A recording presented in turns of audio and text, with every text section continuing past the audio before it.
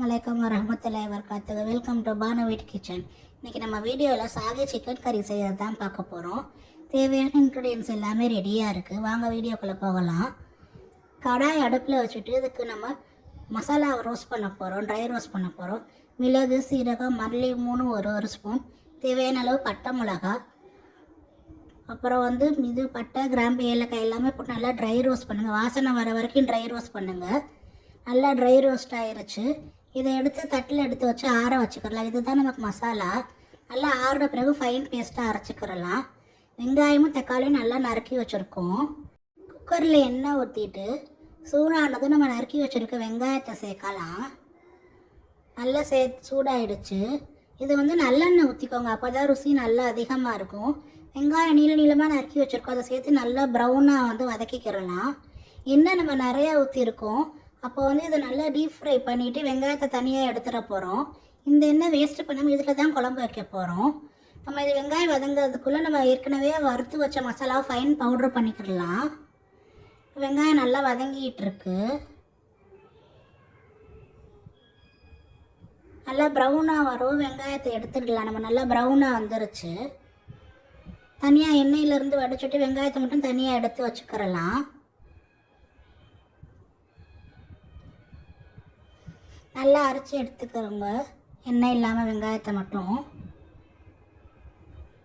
இது கிரேவி நமக்கு சூப்பராக இருக்கும். நமக்கு ரைஸுக்கும் சாப்பிட்லாம், சப்பாத்தி, நான், பரோட்டா எல்லாத்துக்கும் சாப்பிட்லாம். மசாலாவை நல்லா ட்ரை ரோஸ்ட் பண்ணதை பவுட்ரு பண்ணிட்டோம், ஃபைன் பவுட்ரா.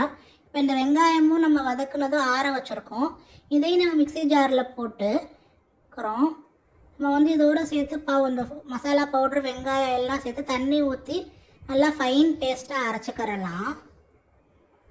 வாசனையே வேறு லெவலில் இருக்குது. இப்போ இந்த வெங்காயமும் சேர்ந்துட்டு நல்லா ஃபைன் பேஸ்ட்டாக அரைச்சிட்டோம்.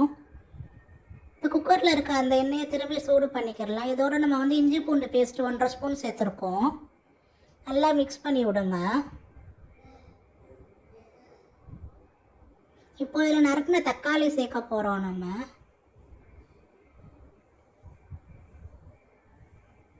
கருவேப்பிலை, கொத்தமல்லி, புதினா 3 சேர்த்துக்கோங்க.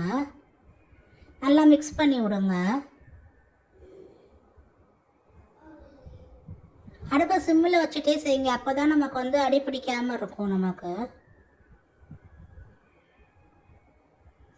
நல்லா மசிச்சு விடுங்க.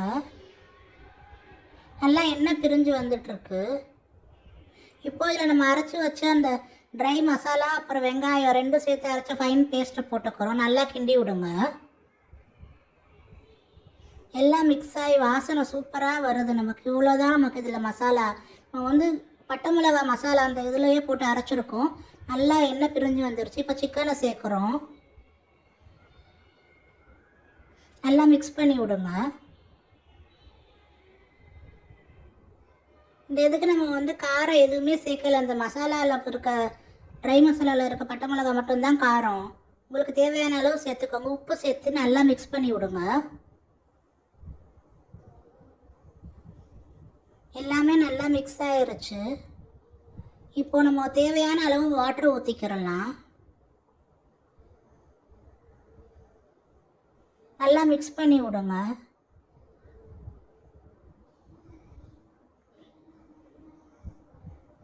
இதில் நம்ம தேங்காய் எதுவுமே சேர்க்கலதுனால இதுக்கு சூப்பராக இருக்கும் குழம்பு. நமக்கு நல்லா வேணுங்கிற அளவுக்கு கன்சிஸ்டன்சி, வாட்டர் கன்சிஸ்டன்சி செக் பண்ணிவிட்டு நீங்கள் ஊற்றிக்கோங்க.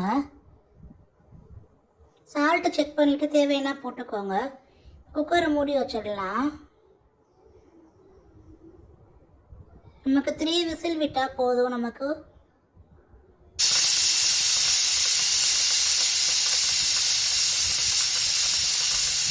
பாருங்கள், விசில் அமர்ந்துருச்சு. அடுப்பு ஆஃப் பண்ணிவிட்டு விசில் போன பிறகு திறந்து பார்க்குறோம். பாருங்கள், சூப்பராக வந்திருக்கு. நமக்கு இந்த மனமும் கலரும் செம டேஸ்ட்டாக இருக்குது. அல்ஹம்துலில்லாஹ். இது கொத்தமல்லி மேலே தூவி விட்டு டெக்கரேஷன் பண்ணுங்கள். சாகி சிக்கன் கறி ரெடி ஆகிடுச்சு. இது நம்ம சுட சுட ஒயிட் ரைஸுக்கு, சப்பாத்தி, நான், பரோட்டா எல்லாத்துக்கும் சாப்பிடலாம். செம்ம டேஸ்ட்டாக இருக்கும். நீங்களும் உங்கள் வீட்டில் ட்ரை பண்ணி பார்த்துட்டு நம்ம வீடியோ கமெண்ட் செய்யுங்க, சேனலை சப்ஸ்கிரைப் செய்யுங்க. அல்ஹம்துலில்லாஹ்.